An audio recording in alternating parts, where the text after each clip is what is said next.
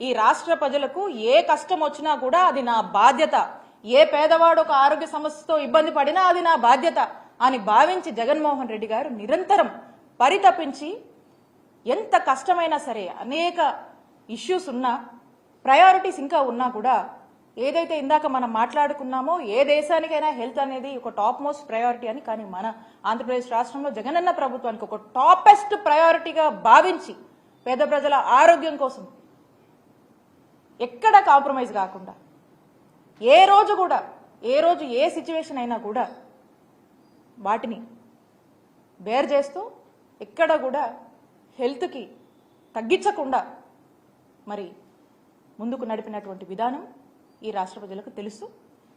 కాబట్టి నేను అడుగుతా ఉన్నాను ఈ మంత్రుల్ని, అలాగే కూటమి ప్రభుత్వంలో ఉన్నటువంటి ముఖ్యమంత్రి గారు, ఆరోగ్యశ్రీ మీద మీ స్టాండ్ ఏంటి? దీని మీద మీరు స్పష్టత ఇవ్వవలసిందిగా మిమ్మల్ని నేను కోరుతా ఉన్నాను. అలాగే రీసెంట్గా చూస్తూ ఉన్నాము, మరి మంత్రి గారు మెడికల్ కాలేజెస్ గురించి మాట్లాడుతూ ఉన్నారు. ఈ రాష్ట్రంలో వైద్య విద్యని పెంపొందించాలని, క్యూరేటివ్ కేర్ని స్ట్రెంథెన్ చేయాలి, టెరిషరీ కేర్ని ఇంకా కూడా స్ట్రెంథెన్ చేయాలి.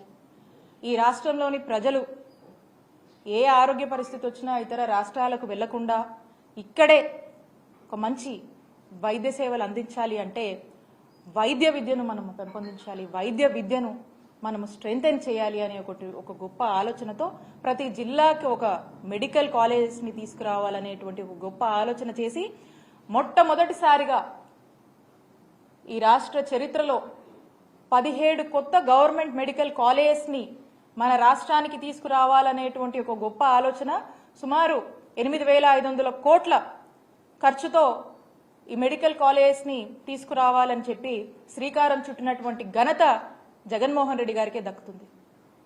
మరి ప్రభుత్వం వచ్చిన నాటి నుంచి కూడా ఈ మెడికల్ కాలేజ్ తీసుకురావాలంటే మీ అందరికీ కూడా తెలిసే ఉంటుంది. ఒక మెడికల్ కాలేజ్ తీసుకురావాలంటే ఒక ఓవర్ నైట్గా మనం చేసేది కాదు. ఇది దీనికంటూ కొన్ని ప్రొసీజర్స్ ఉన్నాయి, దీనికంటూ కొంచెం టైం టేకెన్ ప్రాసెస్ ఉంటుంది, దీనికంటూ ఒక హాస్పిటల్ కావాలి, దీనికంటూ కొన్ని కండిషన్స్ ఉంటాయి. సో కాబట్టి ఇవన్నీ ఏమి అనుకోగానే అయిపోయేటువంటి పరిస్థితి కాదు. అయినప్పటికీ ఒక ప్రాపర్ యాక్షన్ ప్లాన్ ముఖ్యమంత్రి గారు వేసి ఫేజ్డ్ మేనర్లో కూడా ఒక 3 phases కింద ఈ 17 గవర్నమెంట్ మెడికల్ కాలేజెస్ని మేము డివైడ్ చేసుకొని ఆ టార్గెట్ పెట్టుకొని టార్గెట్ రీచ్ అయ్యేలాగా కూడా మేము మా అధికారులను కూడా పనిచేసినటువంటి పరిస్థితి. మరి ఈ ఫస్ట్ ఫేజ్లో మనం చూసినట్టయితే 5 మెడికల్ కాలేజెస్ అనుకున్నాం. 2023 to 24 ఒక 5 కాలేజెస్ అనుకున్నాం. ఆ 5 కాలేజెస్ ఏవైతే ఏం చేశామో దాని తగ్గట్టుగా ఆ 5 కాలేజెస్ని తీసుకొచ్చాము, ఇనాగరేట్ చేశాము, ప్రారంభించాము, ఒక బ్యాచ్ కూడా అయిపోయింది. ఆ నెక్స్ట్ ఫేజ్, సెకండ్ ఫేజ్ ఏదైతే ఉందో ఇది 24 to 25 ఈ బ్యాచ్ అంటే రేపు ఆగస్ట్ సెప్టెంబర్లో ప్రారంభం అవ్వాల్సినటువంటి పరిస్థితి. మరి రేపు 5 కాలేజీలు ప్రారంభం అవ్వాల్సినటువంటి యాక్షన్ ప్లాన్ మేము వేసాం, దాని తగ్గ స్టెప్స్ మేము తీసుకున్నాము, దానికి సంబంధించినటువంటి ఇన్ఫ్రాస్ట్రక్చర్ మేము వేయడం జరిగింది.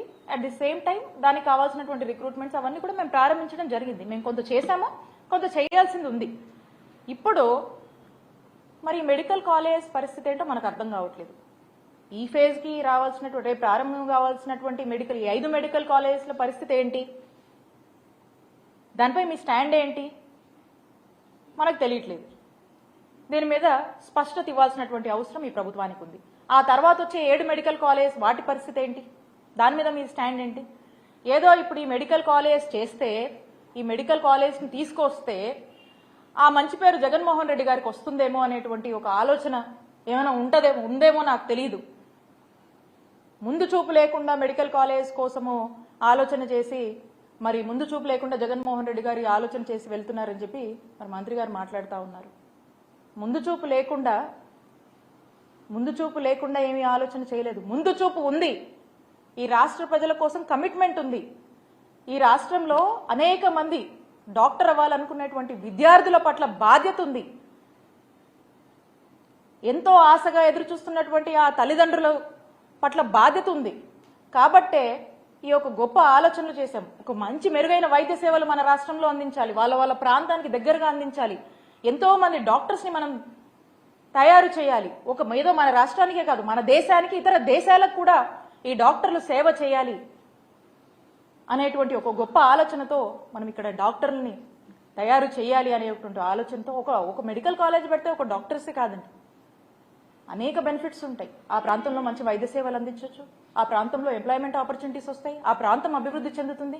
ఇలాంటి ఒక గొప్ప ఆలోచనతో మన ముఖ్యమంత్రి గారు ఆ రోజున జగన్మోహన్ రెడ్డి గారు అడుగులు వేస్తే మరి ముందు చూపు లేదు, ఎట్లా పడితే అట్లా చేశారు అని చెప్పి మాట్లాడుతూ ఉన్నారు. ఇక్కడ మరి మీరు ఎందుకు చేయలేకపోతా ఉన్నారు? మీ ప్రయారిటీ ఏంటి? మీ ప్రయారిటీ ఇది కాదా? వచ్చినప్పటి నాటి నుంచి ఆలోచన చేసి దీనికంటూ కొంత ఇన్ఫ్రాస్ట్రక్చర్ చేసి దీనికి సంబంధించినటువంటి పనులన్నీ కూడా మనం ప్రారంభించున్నాం.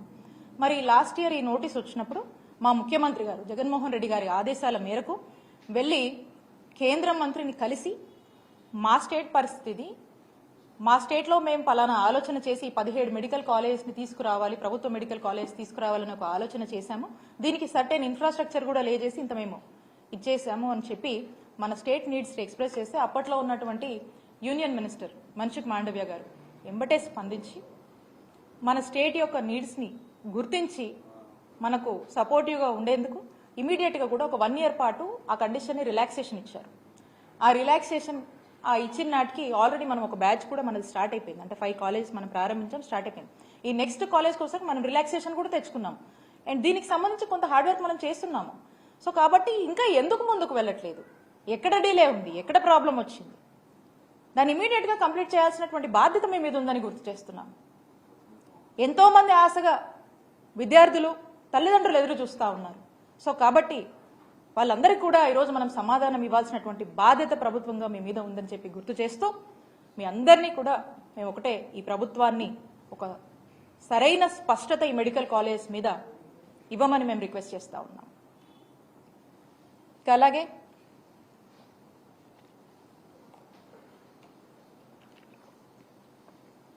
ఈ రాష్ట్రంలో రూరల్ ఏరియాస్ అన్నిట్లో, రిమోట్ ఏరియాస్, ట్రైబల్ ఏరియాస్లో, మారుమూల ప్రాంతంలో అన్ని చోట్ల కూడా ఒక మెరుగైన వైద్య సేవలు మరి వారి యొక్క డోర్ స్టెప్స్ దగ్గర ఇవ్వాలి, ఆ గ్రామాల్లోనే ఇవ్వాలి అనేటువంటి ఒక గొప్ప ఆలోచన చేసి జగన్మోహన్ రెడ్డి గారు ఒక నావెల్ ఇనిషియేటివ్స్కి మరి శ్రీకారం చుట్టి ఫ్యామిలీ డాక్టర్ ప్రోగ్రామ్ని ఇంట్రడ్యూస్ చేసినటువంటి పరిస్థితి.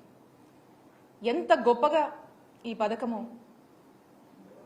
ఒక గొప్ప రిజల్ట్స్ని ఇచ్చింది, ఎంత చక్కగా కూడా ఈ రోజున గవర్నమెంట్ డాక్టర్ ఆ గ్రామంలో ఉండి వైద్య సేవలు అందించడము, గవర్నమెంట్ డాక్టర్ ఈరోజు లేవలేనటువంటి పరిస్థితిలో ఉన్నటువంటి పేషెంట్స్ దగ్గరికి